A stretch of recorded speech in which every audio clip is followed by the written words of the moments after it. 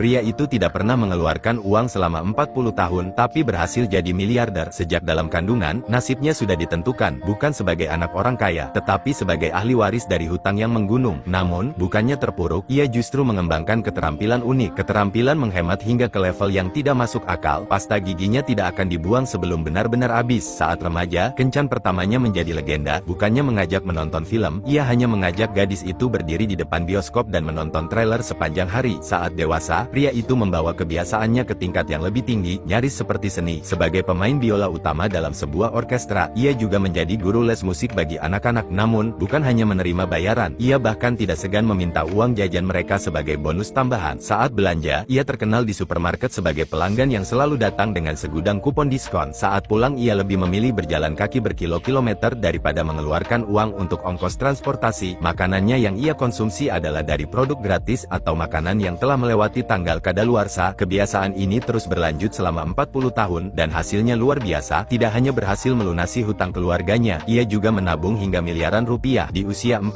tahun, ia masih melajang, meyakini bahwa wanita dan anak-anak adalah musuh utama bagi dompetnya. Namun, segalanya berubah ketika seorang pemain cello muda yang baru bergabung di orkestra mulai tertarik padanya. Wanita itu mengagumi keahliannya bermain biola dan mengajaknya makan malam bersama. Pria itu langsung panik. Baginya, makan malam berarti membuang-buang uang. Ia pun segera melarikan diri sebelum sempat menjawab. Namun, setelah mendapat masukan dari penasihat keuangannya, ia mulai mempertimbangkan untuk mencoba berkencan. Meskipun setuju untuk makan malam, ia tetap berpegang pada prinsipnya, tidak mengeluarkan uang sama sekali. Namun, rencana itu mulai runtuh saat melihat wanita tersebut memesan seekor lobster biru super mahal. Sementara ia mengunyah roti gratis tanpa berani menyentuh menu. Saat tagihan datang, ia terkejut bukan main. Seumur hidupnya, ia belum pernah melihat angka sebesar ini untuk sekadar makanan. Namun, sebagai pria yang menjaga harga diri, ia tidak ingin kabur begitu saja. Ia harus menemukan cara untuk keluar dari situasi ini. Saat masuk ke toilet dan melihat alat pemadam kebakaran, sebuah ide muncul. Ia pun menekan alarm kebakaran, menciptakan kepanikan, dan dengan cerdik ia melarikan diri tanpa membayar. Setelah kejadian itu, ia semakin yakin bahwa tetap melajang adalah keputusan terbaik. Menurutnya, hubungan romantis hanyalah perangkap yang akan membuatnya kehilangan uang. Tapi, baru saja ia berhasil menghindari satu wanita, datanglah wanita lain, seorang gadis berkacamata yang mengaku sebagai anaknya yang telah lama hilang.